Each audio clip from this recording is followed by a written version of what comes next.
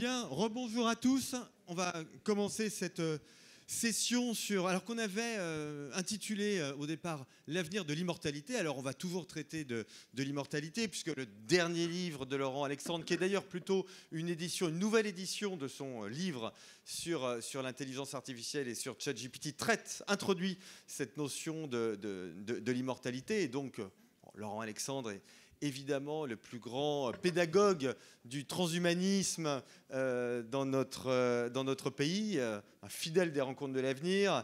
Et donc on va traiter ce sujet, mais on va un petit peu élargir en raison de l'actualité de la semaine dernière, et en particulier de l'élection présidentielle aux États-Unis, parce que vous allez voir que la question du transhumanisme et cette question de l'élection présidentielle sont tout à fait liées, et que le lien, notamment, s'appelle Elon Musk. Et donc, je voudrais qu'on traite ce sujet. Donc, c'est une conversation entre Laurent et Pierre qui va durer 30 minutes à peu près. Alors, vous allez tous avoir des coulisses des rencontres de l'avenir, parce que on est dans un pays qui est un pays qui est encore de tradition un petit peu monarchique, et le ministre délégué à la Défense arrive, et donc je dois aller l'accueillir devant le Palais des Congrès, et donc malheureusement je vais devoir m'éclipser pour aller participer à cet accueil officiel. Et d'ailleurs, évidemment, la conférence qui suivra sera justement la conférence de Jean-Louis Thieriot, le ministre délégué à la Défense. Et c'est très important qu'il vienne cette semaine, puisque nous allons notamment parler des États-Unis, de l'OTAN, des menaces qui nous entourent et qui sont de plus en plus nombreuses. Et donc, restez vraiment, parce que là, on enchaîne deux conférences importantes et passionnantes. Donc, je vais laisser Pierre à la manœuvre quelques instants, mais peut-être juste, je lance quand même le débat, parce que Laurent, suite à l'élection de Donald Trump, a fait un tweet extrêmement... qui m'a beaucoup marqué, qui a déstabilisé beaucoup de gens. Donc je vous lis du Laurent Alexandre sur Twitter. L'homme le plus riche du monde, Elon Musk, exulte. Ses projets vont être boostés par la victoire de Donald Trump. Colonisation de Mars, généralisation des implants cérébraux à toute la population, super IA, la révolution transhumaniste est là. On reconnaît le style de Laurent Alexandre, parce que je pense que personne d'autre en France fait ce genre de tweet. Mais donc je voudrais, Laurent, si tu veux bien, pour commencer, que tu commentes ton tweet, et puis évidemment que Pierre y réagisse. Voilà. Et moi, je vous rejoins dans quelques instants. Oui, c'est le grand paradoxe de la victoire de Trump. Vous savez que Trump est soutenu par les bioconservateurs américains, c'est-à-dire les gens qui s'opposent au transhumanisme, qui s'opposent aux nouvelles technologies. Et paradoxalement, le principal allié de Trump, c'est Elon Musk, l'homme le plus riche du monde, qui a des projets profondément démiurgiques. Généralisation à tous nos enfants des implants intracérébraux Neuralink. Vous savez qu'il est le propriétaire de la société de Neuralink, qui a pour objectif de mettre des microprocesseurs dans le cerveau de nos enfants et de nos petits-enfants pour les rendre plus intelligents. Et il estime que l'opération, qui sera entièrement robotisée par ces nouveaux robots, durera 10 minutes, et que le prix des implants intracérébraux dont seront dotés nos descendants sera du prix d'une montre. C'est-à-dire extrêmement démocratique, ce qui permettra de généraliser à toute la population ces implants intracérébraux. Également, il soutient la colonisation de Mars, et il soutient le développement des robots dotés de super-intelligence artificielle. C'est la gamme Optimus et ces intelligences artificielles de la série Grok 2, Grok 3 et Grok 4. Donc, effectivement, derrière le conservateur Trump, il y a en réalité des révolutionnaires transhumanistes comme Elon Musk et tous les amis de la Silicon Valley qui ont suivi Elon Musk dans le soutien à Donald Trump. Alors, merci d'abord pour ce panorama qui peut-être vous excite ou vous terrifie. On voit bien dans le transhumanisme qu'il y a quelque chose de très cohérent et qui est très bien illustré par Elon Musk. C'est immortalité, mais alors si on est immortel ou si on vit plus longtemps, il va bien falloir coloniser d'autres planètes. Donc il nous faut le Neuralink et de l'IA, mais il nous faut aussi SpaceX. Si on a les deux, pour que ça fonctionne, il nous faut en amont une IA qui devienne une IA générale. Et on se dit, bon, finalement, on est peut-être arrivé au paroxysme de ce qu'était la philosophie des Lumières, où on s'émancipe de toutes les barrières possibles. Est-ce que quand même, c'est pas une société dystopique qui nous est promise? Alors c'est une société étrange, cette société transhumaniste qui arrive et qui va être considérablement boostée par la prise de pouvoir du couple Trump et Elon Musk. C'est une société très étrange pour ma génération, pour notre génération, qui va changer radicalement le devenir de nos enfants et de nos petits-enfants. Et ça pose une vraie question, comment éviter qu'on soit face à une dystopie et comment faire en sorte que cette nouvelle société ne conduise pas à un futur infernal pour nos gamins. Cette société, elle est très incertaine. Et il n'y a pas d'accord, notamment sur l'espérance de vie, entre les principaux experts. Si on prend le prix Nobel de physique 2024 et le prix Nobel de chimie 2024. Le prix Nobel de physique, c'est Geoffrey Hinton, c'est l'inventeur des intelligences artificielles de type ChatGPT. Geoffrey Hinton, donc prix Nobel 2024 de physique, déclare au Financial Times « J'estime qu'il y a 10% de chances que l'intelligence artificielle extermine la totalité des 8 milliards d'humains d'ici 2044. » Et c'est l'inventeur de l'intelligence artificielle qui déclare ça alors qu'il a eu le prix Nobel de physique 2024. À l'opposé, le prix Nobel de chimie d'Emis Hassabis, qui est le patron de toute l'intelligence artificielle chez Google et qui a réalisé un exploit extraordinaire grâce à l'intelligence artificielle, ce qui lui a valu le prix Nobel, en déterminant la structure en 3 dimensions des 200 millions de protéines qui existent sur Terre, ce qui a des implications médicales absolument fantastiques, eh bien, Demis Hassabis a déclaré il y a quelques jours « L'intelligence artificielle va guérir 100% des maladies humaines, pas 99%, 100% des maladies humaines dans les toutes prochaines années. » Vous voyez qu'entre la vision d'Hinton, qui pense que l'intelligence artificielle peut nous exterminer, ça veut dire que notre espérance de vie tomberait à 0 si on meurt tous. Et puis Geoffrey Hinton qui pense qu'on est tout près de la guérison de toutes les maladies humaines grâce à l'intelligence artificielle, il y a un fossé. De la même façon, le grand concurrent de ChatGPT, c'est Claude, l'intelligence artificielle Claude qui est développée par Anthropic. Eh bien, le patron d'Anthropic, qui se trouve être informaticien et biologiste, a écrit il y a 15 jours « Je suis convaincu que l'espérance de vie en 2035 atteindra 150 ans. » C'est-à-dire qu'elle doublera par rapport à aujourd'hui, grâce à l'intelligence artificielle. Vous voyez que les avis sur le lien entre l'espérance de vie, la médecine, l'immortalité et l'intelligence artificielle varient énormément à l'intérieur même des spécialistes mondiaux de l'intelligence artificielle. Et est-ce que, justement, entre ces différentes projections, finalement, la différence, ce n'est pas le rôle du politique ou le rôle de la régulation? Oui, bien sûr. Mais le problème de la régulation, c'est que Trump a promis qu'il allait supprimer toutes les régulations sur l'intelligence artificielle. Il y a quelques mois, Joe Biden a fait un executive order, c'est-à-dire un décret présidentiel, qui impose que tous les modèles d'intelligence artificielle avancés, éduqués grâce à plus de 100 millions de milliards d'opérations à virgule flottante, c'est-à-dire les très grosses intelligences artificielles, passent par une régulation étatique, comme les médicaments passent devant la FDA. C'est-à-dire qu'il y a un contrôle gouvernemental américain des grands modèles d'intelligence artificielle, ce qu'on appelle les modèles fondationnels. Foundation Models. Et Trump, sous la pression de ses nouveaux amis de l'intelligence artificielle, a promis qu'il allait supprimer ce contrôle des systèmes d'intelligence artificielle. C'est la raison pour laquelle une partie des milliardaires de la Silicon Valley, qui à l'origine étaient démocrates, sont devenus républicains parce qu'ils souhaitent qu'on supprime la régulation sur les super intelligences artificielles. Donc ça nous montre que l'IA est déjà politique. Alors l'IA, elle est extrêmement politique, puis l'IA, elle pose 1000 problèmes politiques. Il n'y a pas que le problème de la médecine et de l'immortalité. Elon Musk, avant-hier, a déclaré que l'intelligence artificielle serait plus intelligente que chacun des êtres humains fin 2025, c'est-à-dire qu'il n'y aurait plus fin 2025 un seul être humain aussi intelligent que l'intelligence artificielle, et il a déclaré qu'entre 2028 et 2029, l'intelligence artificielle serait plus intelligente que la réunion des 8 milliards de cerveaux humains sur Terre.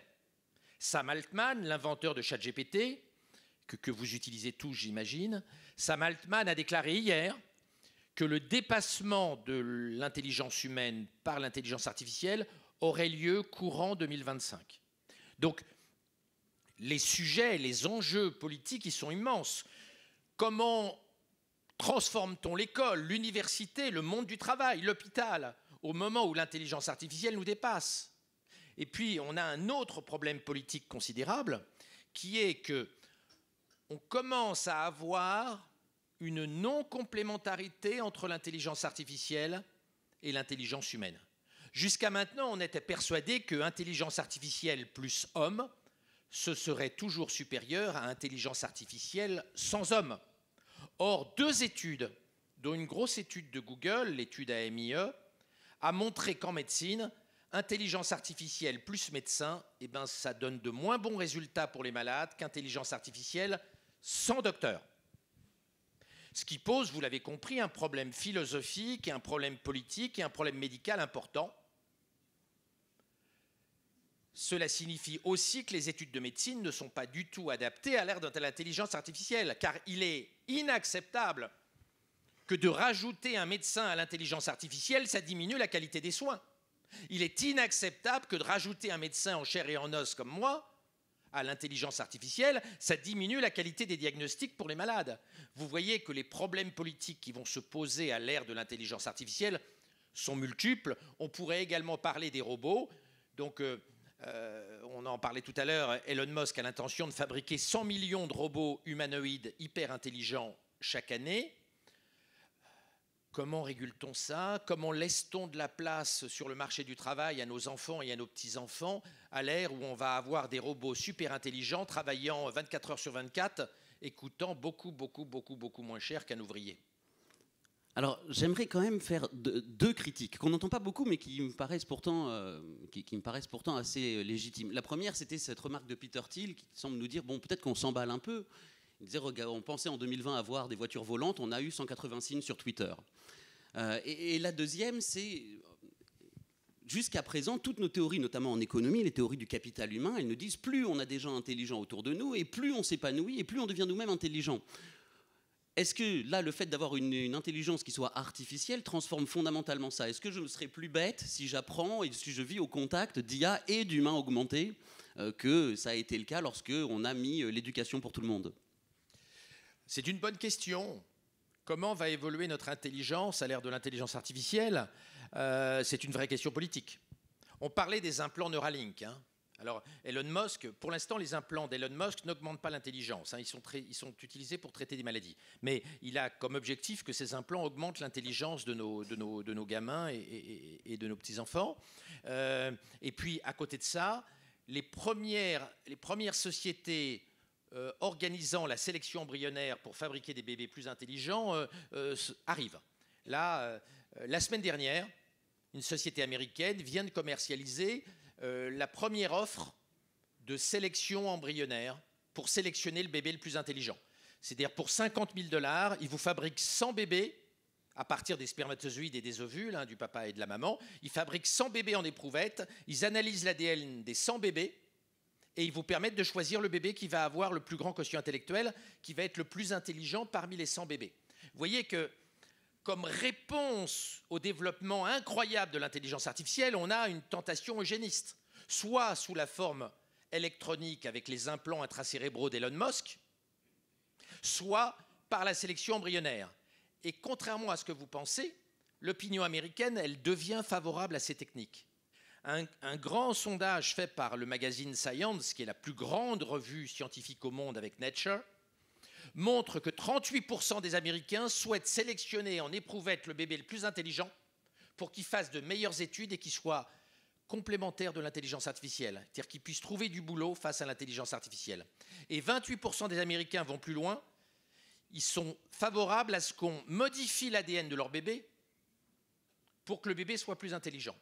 Donc, cette société de l'intelligence artificielle, elle conduit à ce que finalement, les parents, les familles acceptent l'augmentation cérébrale par des microprocesseurs dans le cerveau et la sélection embryonnaire des bébés sur la base de leur capacité intellectuelle.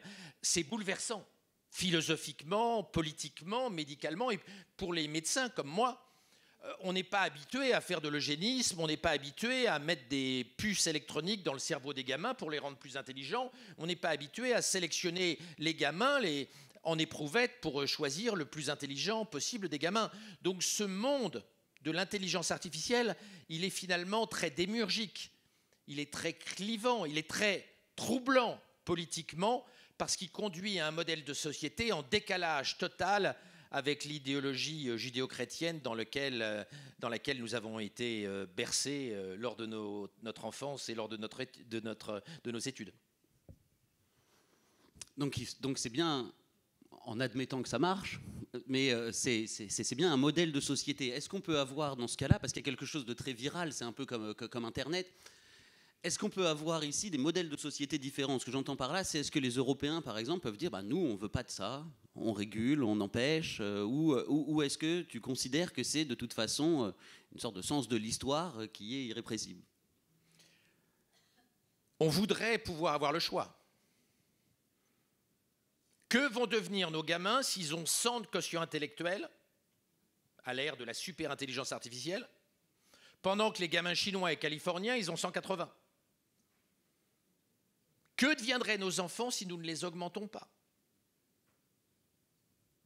C'est une question bouleversante. Avons-nous le choix? La réponse est probablement non.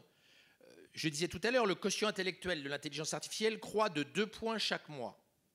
L'intelligence GPT-4 est déjà plus intelligent que 80% des Français. Et ça continue chaque mois. Est-ce que nous pouvons fabriquer des bébés comme d'habitude, à l'ancienne, qui vont être écrabouillés par l'intelligence artificielle en 2040, en 2050, en 2060? La réponse est probablement non. Moi, personnellement, je ne suis pas un eugéniste. Comme je l'ai assez souvent écrit et déclaré, avec ma femme, si nous avions eu un enfant trisomique, et si on avait découvert un enfant trisomique à l'échographie et au test, nous n'aurions pas fait d'avortement, nous aurions accueilli cet enfant trisomique, même si nous sommes athées. Ce n'est pas pour des raisons religieuses, c'est pour des raisons psychologiques et morales. Nous aurions accepté un enfant trisomique. Donc je ne suis pas, moi, un eugéniste. Mais je pose la question, à l'ère de la super-intelligence artificielle, peut-on empêcher une dérive eugéniste de la société telle que celle qui se profile dans les sondages aux États-Unis? Je ne suis pas certain. Je ne suis pas certain que nos enfants et nos petits-enfants nous remercieraient si demain ils ont une intelligence moyenne face à des Californiens et des Chinois hyper intelligents et face à une super intelligence artificielle qui rendrait leur valeur sur le marché du travail insignifiante. Oui, mais là, Laurent, il y a quand même quelque chose. L'histoire économique nous a montré qu'à chaque fois que l'homme a été remplacé, parce que c'est justement pour ça qu'on crée des machines, parce qu'elles sont toujours meilleures que nous, sinon ça ne servira à rien. Du marteau à un robot, on le fait justement parce qu'il va faire quelque chose d'abord qu'on n'aime pas ou sur lequel il est meilleur. Et on n'a jamais vu les gens remplacer, arrêter de vivre, arrêter de respirer, se dire c'est fichu, je ne pourrai plus être tisserand, ou je ne pourrai plus être carreleur, ou demain je ne pourrai plus être juriste. Il y a ici, selon moi, où il me semble qu'il y a une conception où on se dit l'homme va abdiquer parce qu'il a créé quelque chose qui est très efficace. Ce serait génial si le marché fonctionnait sans nous et qu'on pouvait simplement se reposer, quoi. Oui. Alors moi, je ne crois pas à la fin du monde. Je ne suis pas un collapsologue. Je ne suis pas un pessimiste. Je pense que l'humanité va trouver un chemin. Mais le chemin, il n'est pas simple. Parce que nous ne sommes pas préparés, nos institutions ne sont pas préparées, l'école est merdique, l'école prépare nos enfants à l'économie de 1990 et pas à l'économie de l'ère de l'intelligence artificielle. Je ne crois pas à la mort du travail, je ne crois pas à la mort de l'homme, mais je pense que nos sociétés vont être profondément challengées, notamment les sociétés européennes qui ont pris un retard technologique énorme. La France, l'Europe en général ont 20 ans de retard en matière d'intelligence artificielle, en matière de circuits électroniques, en matière de cloud computing, etc. Alors il y a des gens qui font des choses extraordinaires, qui essaient de développer la technologie en France. C'est le cas du professeur Ténière qui est là, qui est un des principaux acteurs du renouveau de la France dans le domaine des biotechnologies, mais il n'empêche que nous avons pris un retard important. Et cette question de notre réaction face à la technologie, elle ne s'oppose pas qu'en France. Les États-Unis sont le pays le plus avancé au monde en matière de biotechnologie et d'intelligence artificielle, et même là-bas, les gens se posent plein de questions. Eric Schmidt, qui est l'ancien patron de Google, et qui est l'homme qui a lancé les programmes d'intelligence artificielle chez Google, il y a 2 jours, il lançait un cri d'alarme, il disait « mais nos sociétés ne sont pas prêtes à ce choc de l'intelligence artificielle, même les États-Unis. » Donc, la façon dont nous allons absorber ce choc technologique, la façon dont nous allons préparer nos enfants pour qu'ils ne soient pas submergés par le tsunami technologique, eh ben, nous ne l'avons pas sous la main. Il faut inventer un nouveau système éducatif, un nouveau système universitaire, un nouveau système politique pour adapter nos sociétés à ce tremblement de terre scientifique et technologique. Ah non, c'est pas du tout ce que nous dit l'ordinateur, nous. Hein. On va faire confiance quand même au chronomètre. J'aimerais te poser une autre question de quelqu'un qui connaît bien les techniques, mais qui est un vrai sceptique par rapport à toi. Régis Debray, qui parle de l'effet de jogging et qui nous dit à chaque fois qu'une nouvelle technique arrive, ce qu'il appelle aussi l'effet rétrograde des technologies, finalement, ce qui est censé être remplacé finit par retrouver de la valeur. Et je vous en donne un exemple tout bête. Tant qu'on n'avait pas de moyens, tant qu'on n'avait pas de livres, par exemple, ou tant qu'on n'avait pas ensuite Internet, tant que la mémoire était nécessaire, apprendre des choses par cœur n'avait aucune valeur. Aujourd'hui, vous vous pressez et vous payez très cher pour aller écouter Fabrice Lucchini, qui est simplement quelqu'un qui connaît des choses par cœur. Si demain, et il appelle ça l'effet de jogging parce qu'au moment où la voiture s'est démocratisée, le fait de ne plus avoir besoin de se déplacer a créé des salles de sport. On n'a jamais couru autant que depuis qu'on n'a plus besoin de marcher. Est-ce que finalement, avec l'intelligence, c'est pas la même chose? Si le travail humain demain devient absolument obsolète, est-ce qu'il ne retrouvera pas enfin une valeur? Je suis un petit peu moins optimiste que toi là-dessus, pour 2 raisons. C'est que les beaux métiers, les beaux emplois, ils vont être dans les sociétés les plus avancées technologiquement. Or, l'Europe a un retard par rapport aux États-Unis en technologie qui est absolument considérable. Donc, il est à craindre que nos enfants n'aient pas de si bons métiers que ça, parce que les industries du futur ne sont pas chez nous. La richesse par habitant aux États-Unis est aujourd'hui le double de la richesse par habitant en France. En 1980, la richesse par habitant en France était supérieure à la richesse par habitant aux États-Unis. Nous étions devant les États-Unis en richesse par habitant il y a 40 ans. Nous sommes aujourd'hui à la moitié. Et il n'y a aucune remise en question de notre système économique par les élites politiques. Nos enfants et nos petits-enfants mériteraient qu'on réponde à la question pourquoi ? Pourquoi on était devant les États-Unis en 80 et pourquoi aujourd'hui on est à la moitié de la richesse par habitant? Ça veut dire qu'on a complètement paupérisé nos enfants. Si nous continuons à ne pas développer les industries du futur, si on continue à ne pas investir dans la recherche et la science, la France investit 2,2% de sa richesse nationale dans la science, Israël 5%, la Corée du Sud 5%. Si nous continuons à ne pas investir dans la science et dans le futur, nos enfants ne risquent pas de profiter de cette révolution technologique. Ils risquent de voir leur niveau de vie continuer à baisser par rapport aux pays les plus avancés. Et l'effondrement de notre niveau de vie par rapport aux États-Unis est quelque chose qui devrait nous interpeller, mais la classe politique en a rien à foutre. Rien à secouer. Est-ce que vous avez entendu un politicien se révolter devant le fait que la France investit 2 fois moins en recherche que la Corée du Sud ou Israël? Pas du tout. On n'en a rien à battre. Regardez le caractère pathétique et dérisoire des débats à l'Assemblée nationale face au gouvernement Barnier.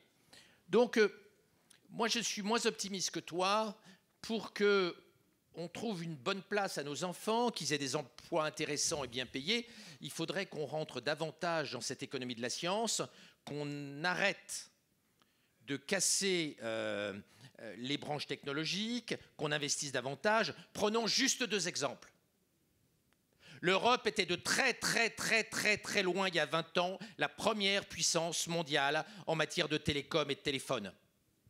Le seul Nokia produisait 55% des téléphones sur Terre. Il n'y a plus d'industrie des télécoms en Europe. Il n'y a plus rien. Ariane était de très loin, la fusée Ariane était de très loin le numéro 1 mondial pour l'envoi des satellites. En 2024, Ariane a envoyé 1 satellite. Elon Musk, cette semaine, envoie 5 fusées avec plusieurs centaines de satellites en une seule semaine.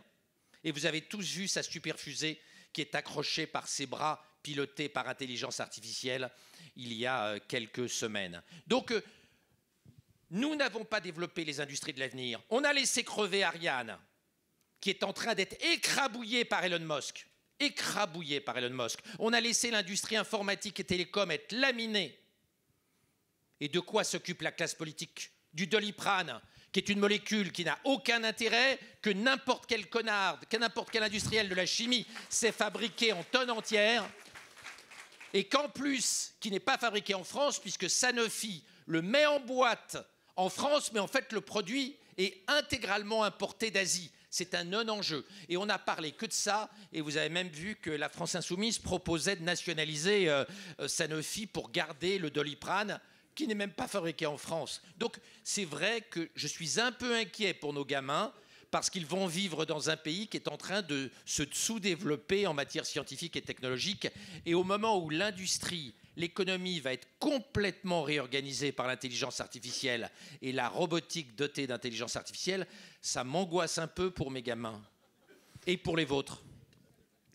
Bon, là, Laurent était tellement énervé, mais comme je veux poursuivre quand même dans la contradiction, je vais être obligé de me faire l'avocat.